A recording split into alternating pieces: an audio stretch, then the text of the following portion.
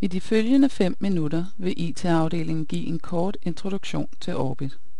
Alle brugere vil blive tilbudt undervisning i anvendelse af Orbit, inden systemet tages i brug. På operationsgangen anvendes Orbit i forbindelse med planlægningen af både de elektive og de akutte patienter. Nå, hvordan ser morgendagens program ud? Ja, det ser meget pænt ud, men jeg tror, vi skal flytte en patient fra kat 4 til kat 2, så vi får plads til den akutte. Ja, det ser da fint ud sådan. Så.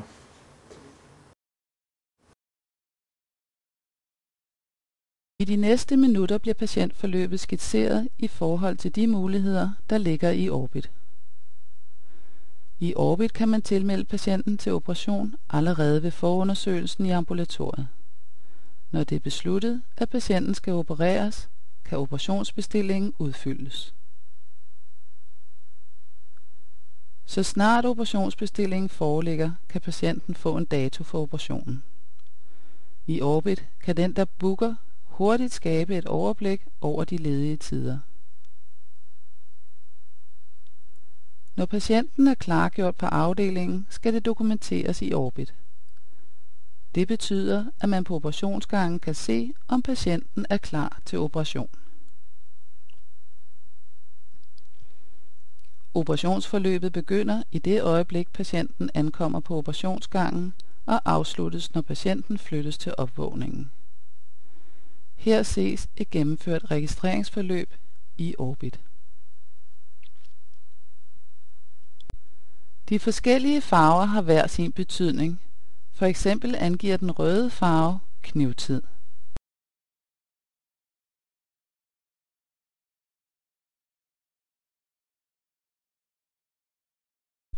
I Orbit registreres de peroperative data samt operationsbeskrivelsen.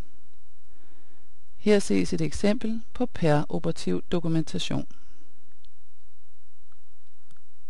Når kirurgen har udført indgrebet, skal operationsbeskrivelsen dokumenteres.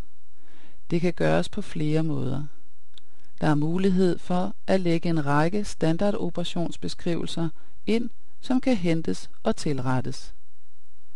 Derefter er beskrivelsen tilgængelig for det kliniske personale. Opvågningen kan få et overblik over, hvilke patienter, der er ved at blive opereret. Man kan derfor allerede, mens patienten bliver opereret, planlægge, hvilken opvågningsplads patienten skal have.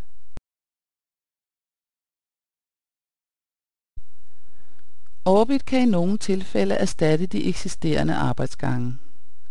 Et eksempel er, at man i klinikken, samtidig med at patienten er til forundersøgelse, kan booke en patient til operation. Det giver mulighed for, at patienten selv kan være med til at planlægge sin operationsdato. I Orbit er data altid tilgængelige, og alle brugere kan dermed følge patientforløbet. Det betyder for det første, at sengeafdelingen og opvågningen vil kunne se, hvor langt operationen er. Det har stor betydning, når pårørende ringer og forespørger til patienterne. For det andet har det betydning for opvågningen i deres fordeling af ressourcer. For det tredje vil operationsbeskrivelsen være tilgængelig for samtlige brugere i Orbit, så snart den er skrevet. I hovedstadsregionen er det planlagt, at operations- og planlægningsprogrammet Orbit skal implementeres på alle hospitaler. På Gentofte Hospital skal Orbit implementeres på samtlige operationsgange i løbet af efteråret 2008 og foråret 2009. Kardiologisk afdeling har været pilotafdeling, og de er meget tilfredse med systemet. Orbit-systemet har været et rigtig godt værktøj for os. Det betyder, at vi kan planlægge bedre, og vi kan udnytte kapaciteten, og vi kan undgå dobbeltbookninger. Også i det daglige er det en stor hjælp. Det betyder nemlig, at sygeplejerskerne og lægerne kan følge, hvordan arbejdet går i kardiologisk laboratorium, hvornår næste patient skal ned. Og det betyder, at man kan fortælle patienterne noget om, hvornår de kan forvente at komme ned. Så alt i alt så har Orbit været en rigtig god hjælp for os.